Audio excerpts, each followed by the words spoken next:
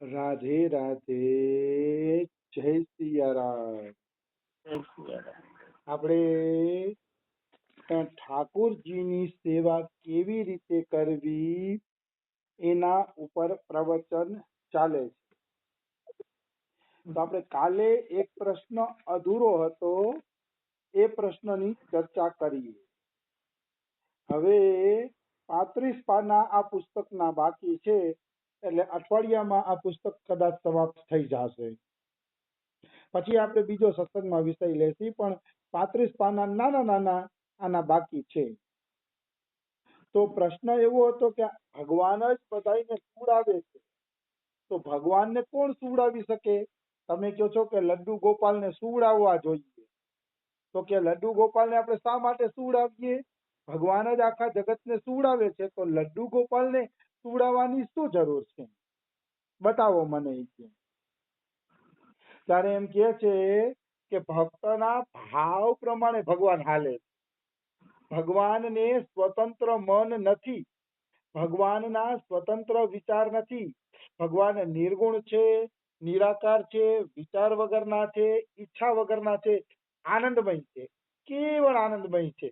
પણ ભક્તો જ્યારે કોઈ ભાવ કરે છે ત્યારે ભગવાનની અંદર પણ એ ભાવ પ્રગટ થઈ જાય છે, નિશ્ચિત પ્રગટ થઈ જાય છે. એમાં કોઈ એટલે કોઈ પણ પ્રકારની શંકા નથી. એટલે મનુષ્યએ વિચારવું જોઈએ કે આપણી ભાવના પ્રમાણે ભગવાનની અંદર ભાવ પ્રગટ થાય છે. એટલે મનુષ્યએ ભાવ કરવો જોઈએ, ભગવાનને જમાડવા પણ જોઈએ, નવડાવવા પણ જોઈએ ને સુવડાવવા પણ જોઈએ. ભલે ભગવાન આખા જગતને હુવડાવે છે, કોઈ શંકા નથી, પણ ભક્તો જ્યારે ભાવથી ભગવાનને સુવડાવશે ત્યારે ભગવાન પણ ભાવથી સૂઈ જશે. નિશ્ચિત રૂપે ભગવાન ભાવથી સૂશે, કારણ કે ભગવાનની લીલા જ આવી છે, આવી વસ્તુ છે. પણ આ વાત પ્રેમી ભક્તો જ સમજી શકશે, બીજા કોઈ સમજી શકશે નહીં. જેનું અંતઃકરણ ગંદુ છે, જેના અંતઃકરણમાં ભગવાન પ્રત્યે પ્રેમ નથી, એ આવી ભાવનાઓની વાતો નહીં સમજી શકે. એ આને ખાલી ભાવનાનો ખેલવાડ માનશે. હવે ભગવાન હુતા જ ન હોય, કોઈ દી તો વાતું કરે એવી રીતે બોલશે, કારણ કે એને ભાવનાની વાતો ખીલવાડ લાગશે, કારણ કે એનો એમાં છે ને પ્રવેશ નથી. કોઈ એમ કહેતું હોય કે ભગવાન હુવડાવવાથી થોડા હુવે, પણ હું આ વાત માનું નહીં. કારણ કે જો ભગવાન જમાડવાથી જમતા હોય તો સુવડાવવાથી સુવે પણ ખરા. કારણ કે મેં 1998 ની આસપાસ પોઠિયાને દૂધ પીવડાવ્યું હતું અને પોઠિયાએ દૂધ પીધું હતું. આ વાત તો હું મારી જિંદગીમાં વારંવાર કહીશ, કારણ કે મેં મારી નજરે જોયેલું છે. તો ભગવાન દૂધ પીતા હોય તો એનો અર્થ એમ છે કે ભગવાન ભક્તનો બધોય ભાવ સ્વીકારતા હોય. સુવડાવી તો સુવડાવવાનો ભાવ પણ ભગવાન સ્વીકાર કરતા હોય. એમાં કોઈ એટલે કોઈ સંદેહ નથી, કિંચિન માત્ર સંદેહ નથી. આવી વસ્તુ છે.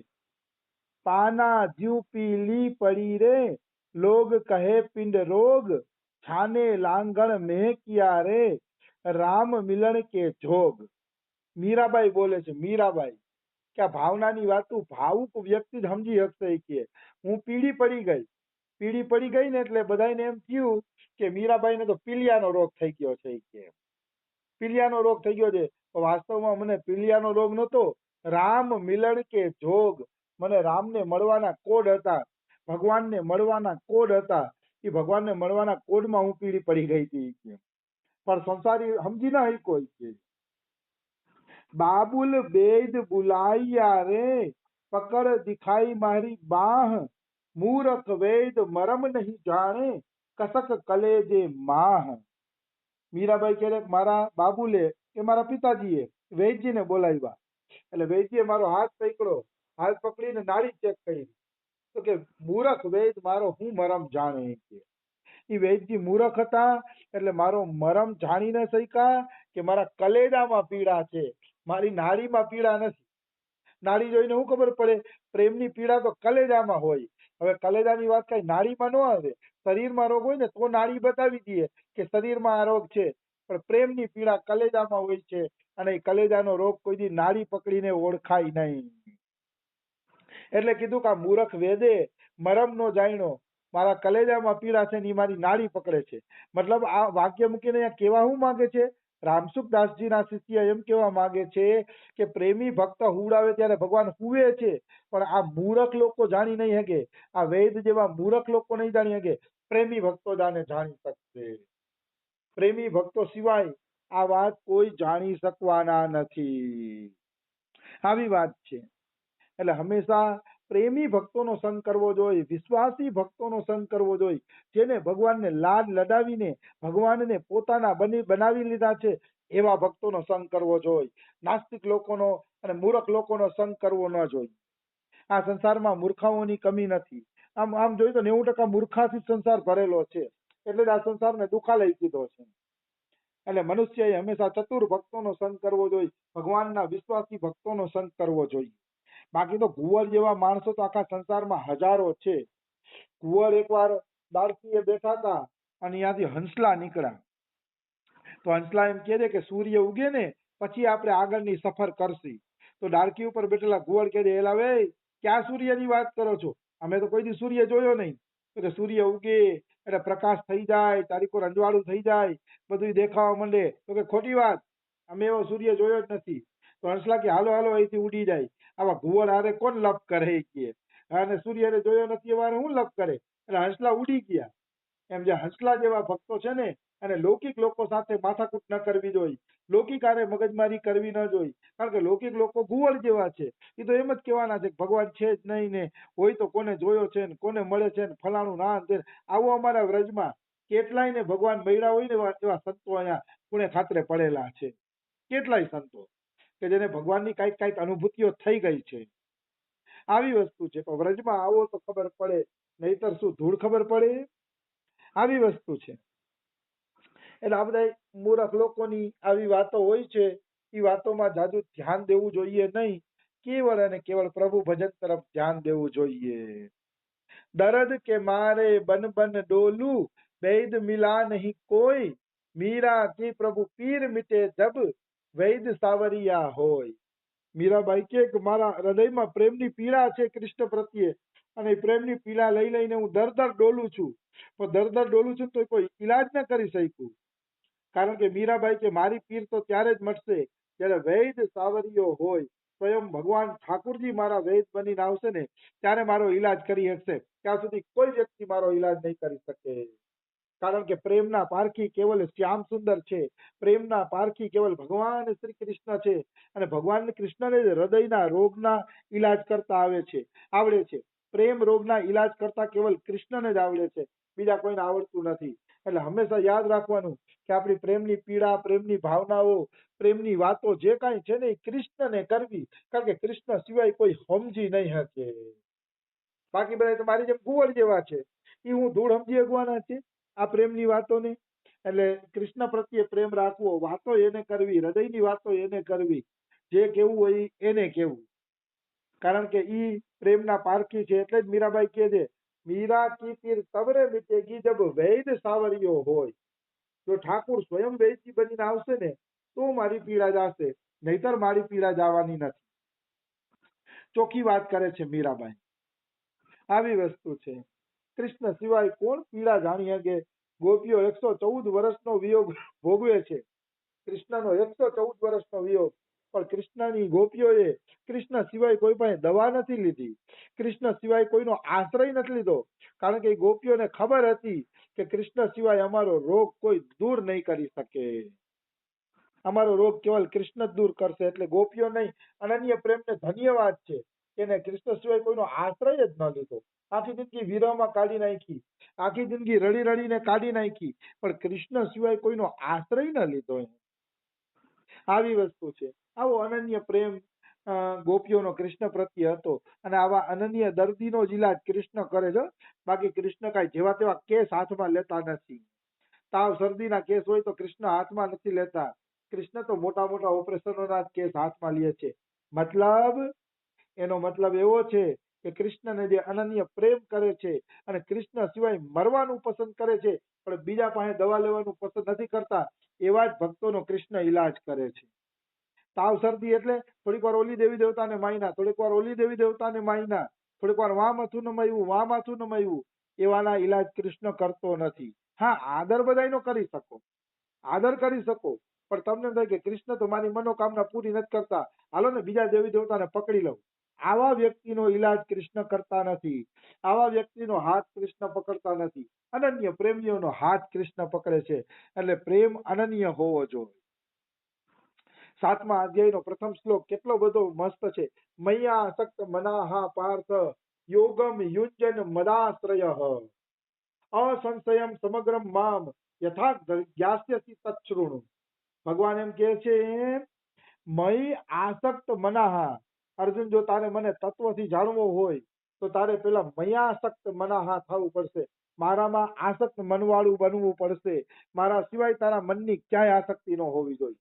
મયાસક્ત મનાહા, આ ભગવાનને ઓળખવાની રીત છે. સંસારમાં 1000 જગ્યાએ મન વિખરાયેલું હોય, એ વ્યક્તિ કોઈ દી તત્વથી ભગવાનને જાણી ન શકે. હા, થોડું ઘણું ભજન કરે તો આગલા જન્મે કામ આવે, અલગ વાત છે. બાકી કૃષ્ણને પામવું હોય તો મયાસક્ત મનાહા યોગમ યુંજન મદાશ્રય. તું યોગી બન અને મદાશ્રય એટલે મારા આશ્રયમાં રહીને ભજન કર. મારો આશ્રય છોડીને ભજન ન કરતું. મારામાં મનવાળો થાય ને મારો આશ્રય લઈને ભજન કર. ત્યારે ભગવાને કીધું અસંશયમ સમગ્રમાં. તો તું હું સંશય રહિત કહું છું કે હું જેવડો છું, જેવડો મોટો છું, જેટલા મારા અવતાર છે, જેટલા મારા લીલા અવતાર છે, જેટલા મારા બ્રહ્માંડો છે, એ બધાયને તું તત્વથી ઓળખી લાય. અર્જુનને કહે છે તું બધાયને તત્વથી ઓળખી લઈશ, પણ તારે છે ને આ પ્રમાણે અનન્ય મારું ભજન કરવું પડશે. ત્યારે ઓળખી શકીશ, ત્યાં સુધી તું નહીં ઓળખી શકે. એવી રીતે શ્રી ભગવાન શ્રી કૃષ્ણ એમ કહે છે. આવી વસ્તુ છે. એટલે ભગવાનને ઓળખવા માટે અનન્ય પ્રેમ કરવો પડે છે. તમે પણ કોઈ હારે ઉપર ઉપરનો સંબંધ રાખો ને, ખાલી બજારે મળે ને હાથ ઊંચો કરીને સંબંધ રાખો ને, એ વ્યક્તિ તમને કોઈ દી કહે નહીં કે મારી પાસે કેટલું ધન છે, મારે કેટલા ધંધા છે, કેટલું હું કમાઉં છું, એ નહીં કહે. પણ જેનો તમારા ઘરે અવર જવરનો વ્યવહાર હશે, આવ જાવરનો વ્યવહાર હશે, હૃદય ભળી ગયા હશે, ત્યાં બધી વાત થશે કે અમે ભાઈ આટલી કમાણી કરી, આટલી અમારી તિજોરી છે, આટલી અમારી આવક છે, ફલાણું છે, ઓલું છે, ને ભળી ગયું અહીંયા વાત થાય. અજાણી જગ્યાએ ન થાય. એમ કૃષ્ણમાં જ મન આસક્ત હશે ને તો કૃષ્ણ દેખાડી દેશે કે હું કેવડો છું, કેવડો પૂરેપૂરો હું કેવડો છું, એ કૃષ્ણ દેખાડી દેશે. એ સિવાય કૃષ્ણને કોઈ ઓળખી શકતું નથી. એ સિવાય પરમાત્માને કોઈ ઓળખી શકતું નથી. પરમાત્માને ઓળખવા માટે અનન્ય પ્રેમ જરૂરી છે. એટલે ગોપીઓ જેવી કૃષ્ણને ઓળખી હતી ને એવા કોઈ ઓળખી શક્યા નહીં. એટલે ગોપીઓને પ્રેમની ધજા કહેવામાં આવી છે કે ગોપીઓ ખરેખર પ્રેમની ધજા છે. આવી વસ્તુ છે. ભાઈ પ્રેમમાં અનન્યતા તો જોઈ ને. એમ અનન્યતા એટલે ન અન્ય, અન્ય ક્યાંય આસક્તિ નહીં. હા, પ્રણામ કરી શકો, બધા વ્યવહાર કરી શકો. મને પેટ આપ્યું છે તો આપણે કરિયાણાવાળાની દુકાને કે શાકભાજીની દુકાને જઈને એમ તો કેવું પડે ને કે શાકભાજી આપો, રીંગણા કેટલાના આપ્યા, બટેકા કેટલાના આપ્યા. એમ વ્યવહાર કરવામાં કાનુડાને વાંધો નથી, પણ વ્યવહાર કરતા કરતા આસક્તિ થઈ જાય તો વાંધો છે કાનુડાને. કારણ કે કાનુડો ક્યારેય કોઈની આસક્તિને પસંદ કરતો નથી. અમારા રમેશ બાબા તો બહુ સરસ મજાની વાત કરતા હોય છે કે ભગवान ने व्यवहार करने की तो छूट दिया है, लेकिन आसक्ति करने का लाइसेंस किसी को नहीं दिया. કોઈ પણ વ્યક્તિ એમ કહેતો હોય કે મને આસક્તિનું લાયસન્સ મળ્યું છે તો એ ખોટો છે. કારણ કે સંસારમાં એવું કોઈ લાયસન્સ મળ્યું જ નથી કે તમે સંસારમાં આસક્તિ કરો. એવું કોઈ લાયસન્સ નથી. હા, વ્યવહાર કરી શકો છો, એમાં કોઈ એટલે કોઈ શંકા નથી. વ્યવહાર ખૂબ કરો, માતા પિતાની સેવા કરો, પતિ પત્નીની સેવા કરે, પત્ની પતિની સેવા કરે, બાળકોની સેવા કરો, સેવા તો ખૂબ કરો, એમાં કોઈ મનાઈ નથી. પણ આસક્તિ નહીં કરવાની. પ્રભુના જન માનીને સેવા કરવાની કે આ બધા પ્રભુના છે અને હું પ્રભુનો સેવક છું. આવી વસ્તુ છે. ગોપીઓએ ખૂબ સેવા કરી, છોકરાઓને મોટા કર્યા, પરણાવ્યા, બધું કર્યું હતું ગોપીઓએ. કારણ કે 114 વર્ષનો વિયોગ હતો તો છોકરાએ મોટા તો કર્યા હશે ને એને પછી. એમ કામ પણ કર્યા ઘરના, પતિની પણ સેવા કરી, પણ એનું ચિત્ત પ્રિયતમમાં લાગેલું હતું. મુરારી પાદાર વિંદ ચિત્ત વૃત્તિ, ચિત્તવૃત્તિ કેવલ એની કૃષ્ણમાં લાગેલી હતી. અને આ ચિત્તવૃત્તિ લાગવી ને એ અસલી ભક્તનું લક્ષણ છે. તસ્માત સર્વેસુ કાલેસુ મામ અનુસ્મર યુધ્ય ચ. હે અર્જુન, તું બધાય સમયમાં મારું સ્મરણ પણ કર અને યુદ્ધ પણ કર. મતલબ તમે શરીરથી યુદ્ધ કરો તો કઈ વાંધો નથી. ભગવાન શરીરથી યુદ્ધ કરો તો કોઈ વાંધો નથી, પણ ભગવાન કહે છે તારું મન મારામાં લાગેલું હોવું જોઈએ. તસ્માત સર્વેસુ કાલેસુ, બધાય કાળમાં અર્જુન મામ અનુસ્મર, મારું સ્મરણ કરીને યુદ્ધ કર. મતલબ શરીરથી ભલે યુદ્ધ કર, મને કોઈ વાંધો નથી, પણ મારું સ્મરણ કરતા કરતા યુદ્ધ કર, એમ ભગવાન કહે છે. આવી વસ્તુ છે. તો બીજા પ્રશ્નનો જવાબ આપણે પછી લઈ લેશી. સમય થઈ ગયો છે. રાધે રાધે. જય સિયારામ.